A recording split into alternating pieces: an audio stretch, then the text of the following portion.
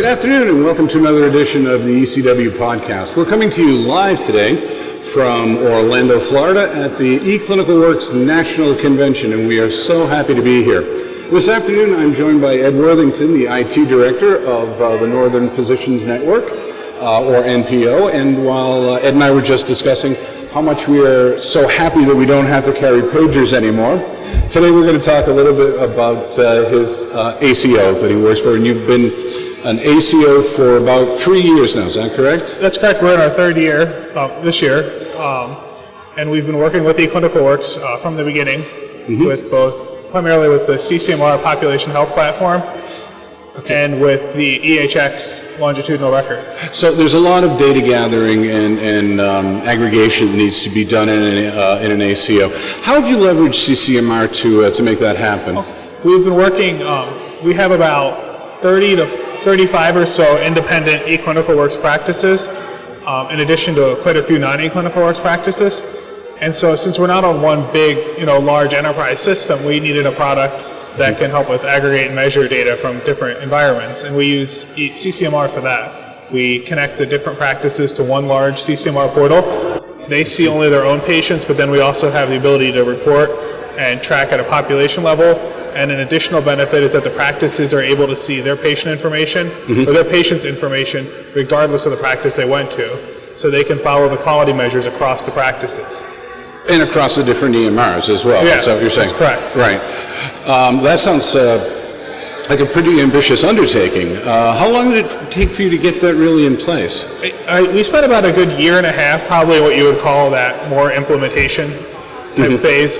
We had some people using it. We had some pilot practices right away, but we did spend a lot of time on QA, making sure the measures are accurate, building trust in the system, and then also working on adding features that made it more usable and welcoming to users.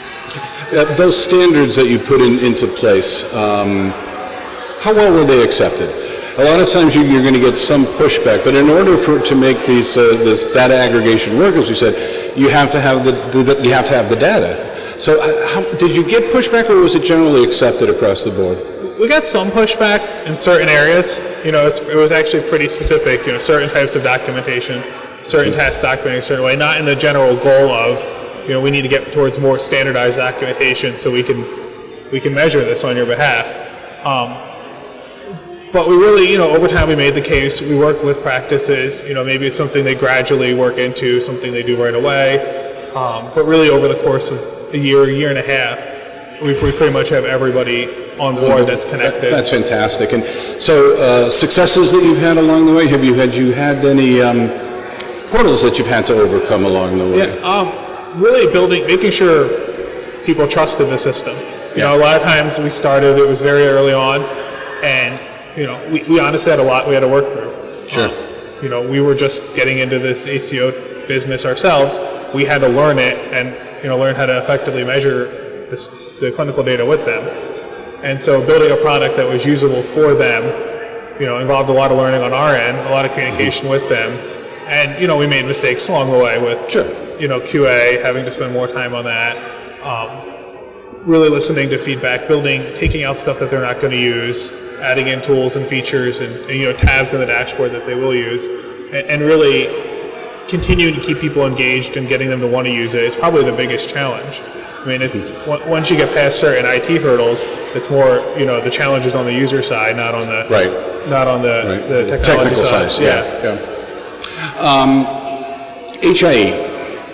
Have you leveraged HIEs as well? Oh yeah, we're one of the 10 or 15 health information exchanges in our state, in Michigan, and so we use our connection to the state environment to receive admit and discharge information, and on our end we turn those into direct trust messages.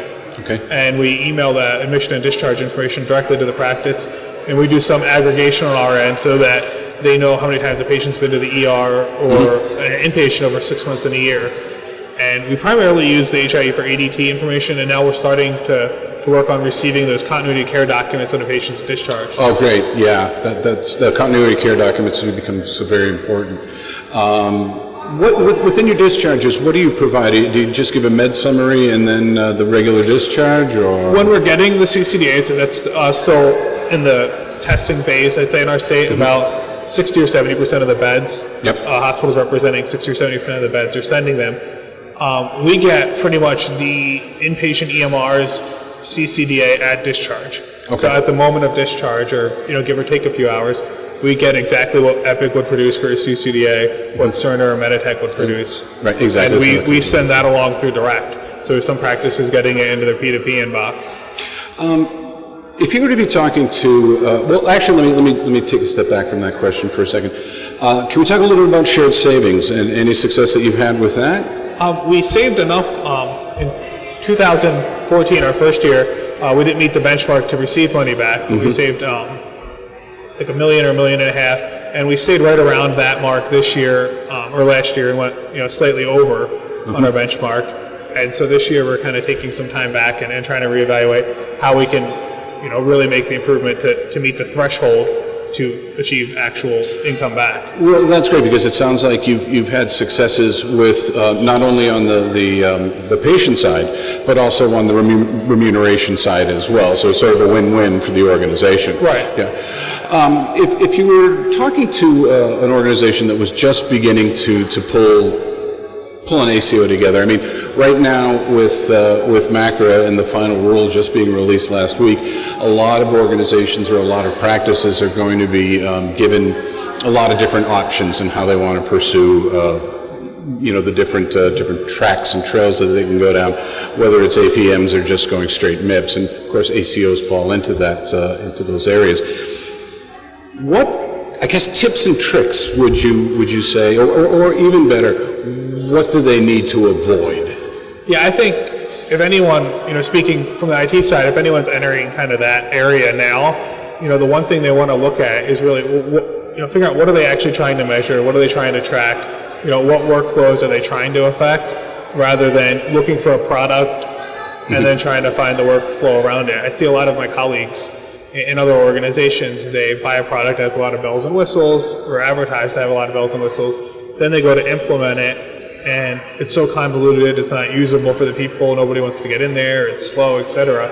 I think really getting it whittled down to this is exactly what we want to do with it, these are the exact goals we want to have technology do for us, and then find the best solution for that, and that's where we had a lot of success. Right, that's an interesting way to come at the purchase of technology, of software, rather than look for the flashiest model, look for the model that suits your needs, and then go with that. Right. I mean, I think anyone that's worked in IT for any period of time has said, had the situations where you thought something was cool, interesting, and you go show it to somebody and we would never use that. Right.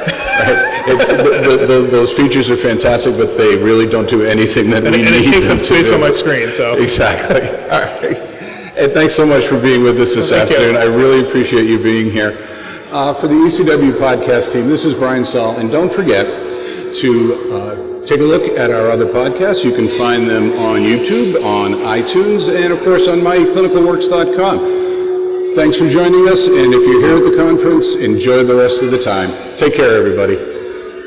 This broadcast and its contents are the sole property of eClinicalWorks and are protected by federal law and international treaties. You are strictly prohibited from making a copy of, modification of, or form of rebroadcasting or re-encoding this broadcast without prior written permission from eClinicalWorks Public Relations, except as may be permitted by law. This broadcast is provided for informational purposes only. It is intended as a personal, non-commercial use. Product specifications are subject to change without notice. Please contact eClinicalWorks Public Relations with any questions. eClinicalWorks V10 EHR is ONC HIT 2014 edition certified as a complete EHR. eClinicalWorks V10 CC 2014 955447-1.